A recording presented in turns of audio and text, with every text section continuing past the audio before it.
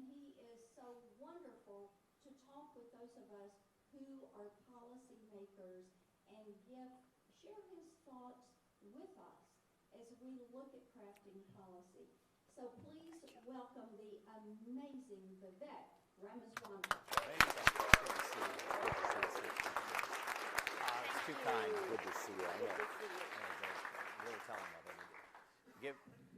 Give our senator here another round of applause. Cindy, alumnus as well. Great. And I also recognize the great Chuck Blackburn, right? It's a family affair. So Martha's not doing this alone. It comes as a family, and we know that well.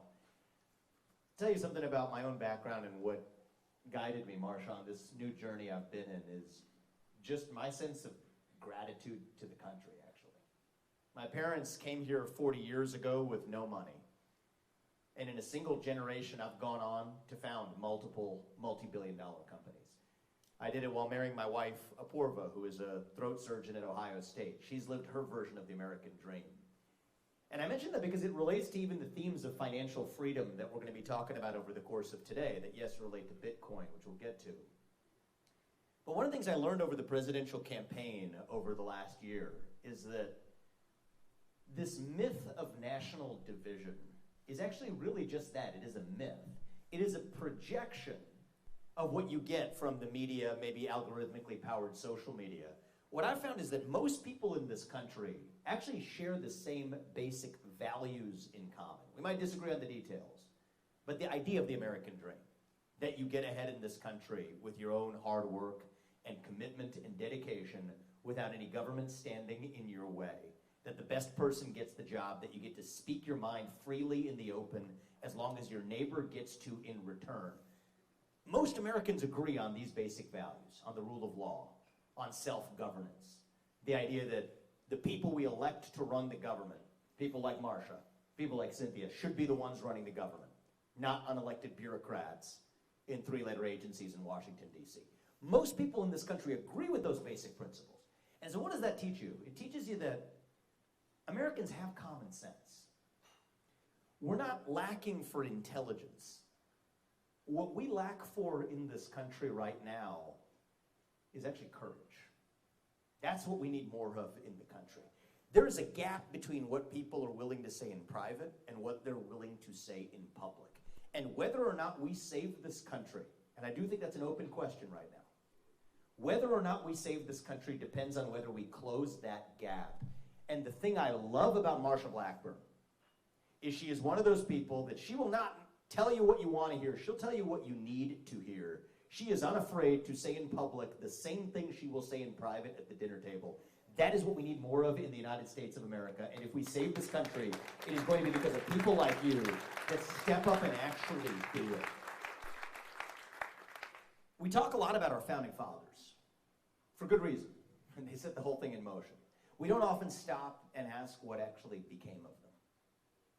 There were 56 men who signed the Declaration of Independence. What happened to them?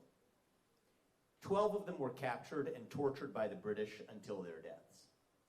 9 of them died in the Revolutionary War. 3 more of them had their kids die in the Revolutionary War. You had multiple that had their homes burned to the ground. They were tortured. These are the sacrifices they made. They were well off, actually. And I know this is a group of supporters. So many of you in this room, like me, have lived the American dream. You're here to support Marsha, and I thank you for that.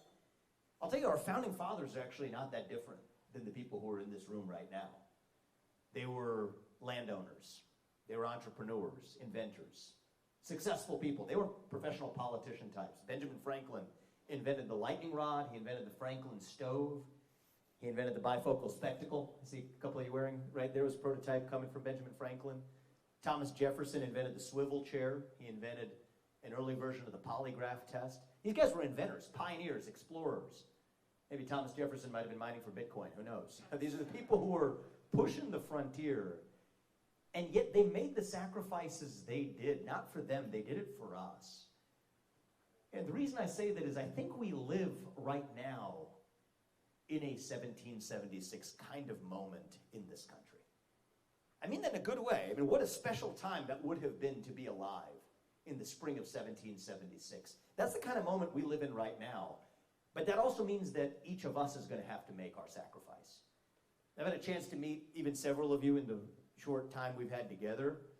I know this is an event to support Marsha, but actually, I'm going to ask you to do one of two things for this country. So many of you are successful. So many of you have come from the world of business, outside the world of politics. I think that's a good thing. I'm going to ask you to do one of two things today. You don't have an option. You got to choose between these two. These are your choices. If you're a successful person who's actually achieved something in this country and has something to offer, you're here because you care about this country, I'm going to ask you to step up and make the same kind of sacrifice that Marsha Blackburn or Cynthia Lummis has made and actually run for office. Actually be somebody who serves this country, be it as a U.S. Senator, be it as a county commissioner, be it as a mayor, be it as a state legislator, whatever it is. Make the sacrifice to be somebody who comes outside that system and actually serves just as our founding fathers did. That is the first thing I'll ask of any one of you who has that capability in this country. But if you're not willing to do that, then take out your checkbook and actually support the people who are willing to do it. Because it's going to have to be one or the other. If we can't complain, it's not going to be somebody else driving the change you want to see in this country. It's going to come down to you. It is not just going to be Donald Trump coming from on high from the White House to save us. And he will do his part, I promise you that. But if we are going to be saved as a country, it is going to be because we step up and actually save ourselves. It is not somebody else's job. It is your own job. And so in this 1776 moment, I think 2024 is our 1776. I'm asking every one of you to make the sacrifice that Marsha Blackburn is making. And the reason I'm asking you to support her to the maximal extent that you are able. Be it financially, be it non-financially. People who don't have money, great. You could say in public what you otherwise would say in private, say it without fear. But to support her one way or another is that we need more people like that. Even if President Trump wins, the agenda is not going to get implemented unless we control both the House and the Senate, especially sending back some of our strongest fighters. And if we don't get this right now, if we don't get this right before my kids are in high school, my older son's 4 years old. He dropped me off at the airport this morning before I came here, okay? He asked me, today's a weekend. You're supposed to be home. I said, no, we're going today for a reason. I'll be back tonight. But the reason I'm doing it is that if he's in high school before we get this right, I don't think we have a country left. That's the time span we're working within. And so we are the new founders of a generation reviving the spirit of George Washington and Thomas Jefferson and Alexander Hamilton and John Jay. If they can make those sacrifices, and we're going to face them in the afterlife, and they say, you know what, here's the sacrifices we made for our country. What sacrifice are you willing to make for yours? We better have a darn good answer for them. And I say this as somebody who grew up in this generation. I'm seeing a lot of young people, probably from my generation, millennials, et cetera, in our group today, successful people. I think part of the reason that our generation has lost faith in our country is for good reason. Both parties have betrayed and left young people hanging. Tell you that if you get a 4-year college degree, rack up college loan, somehow that's going to get you a head start in the American dream, when it hasn't worked out that way. I get it. But we can't be cynical about our country because it is still the last best hope that we have left. And we've been taught, we've grown up in this generation that has taught us to celebrate our diversity and our differences so much that we forgot all of the ways that we are really the same as Americans, bound by that common set of ideals that set this country into motion 250 years ago. I believe those ideals still exist. I know Marsha Blackburn believes those ideals still exist. The question is, are we actually willing to fight to revive them? I know I am, I know Marsha is, I know Donald Trump is, and I know every one of you are too. And if we do, right, if we make the actual sacrifice required of us, then we don't have to be this nation in decline anymore that we've become. That's the popular myth anymore, is that we're at the end of the ancient Roman Empire. All we have left is to fight over the scraps of some shrinking pie. I don't think it has to be that way. Actually, if you study ancient Rome, what's interesting is there was no one rise and one fall. There were many rises and many falls. And I think the same will be true of our long American story as well. There have been and will be many rises and many falls, but we're not done with this ballgame yet. Far from it. I think we have another 250 years and then some still left. I say this as a young person. What I see, how old are you, young man? 24-year-old right here. Thank you for being here today, too, is I see a country that is actually still a little young, going through our own version of our adolescence, figuring out who we're going to be when we grow up. And when you view it that way, it actually makes sense again. Right? You go through your adolescence, you do some stupid things. Right? You go through that identity crisis, you lose your way, forget your sense of who you really are. But we are stronger for it on the other side. So no, we don't have to be this nation in decline. I believe we still can be a nation in our ascent, not in some fake politician way. I'm not going to tell you the American dream is alive and well right now, because it is not, but it can be.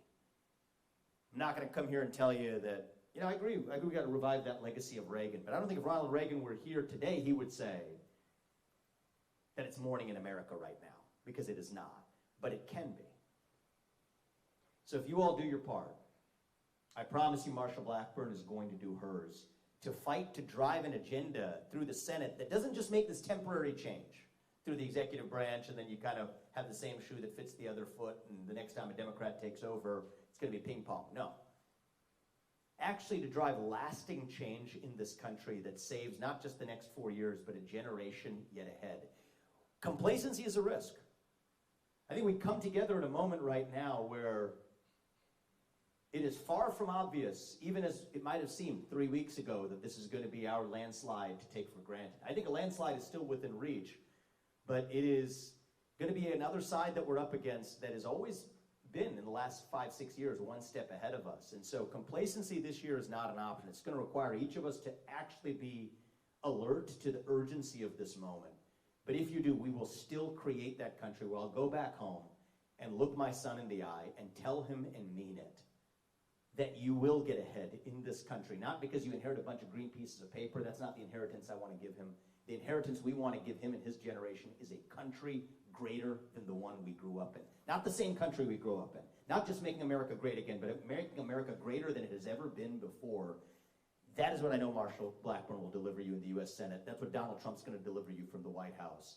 And we will tell our kids and mean it that you do get ahead of the United States with your own hard work and commitment and dedication, and that you are free to speak your mind at every step of the way. That is the American dream we know. That is what we're going to revive to make this country great again.